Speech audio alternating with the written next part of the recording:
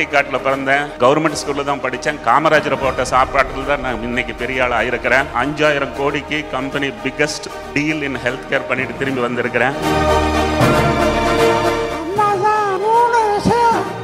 சொல்லி கொடுத்து வளர்ப்பாங்க. ஒரு நாளும் பேராசைப்படாத. என்ன கிடைச்சாலும் 10ல் ஒரு பங்கு இல்லாதவங்களே கொடு.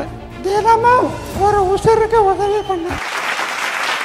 சொல்லும் மண்ணும் தோன்றும் முன்னே சொல்லும் பொருளும் கொண்டவளே, புல்லும் முள்ளும் பூவாய் மலரும் உன் பேர் சொல்லிட செந்தமிழே.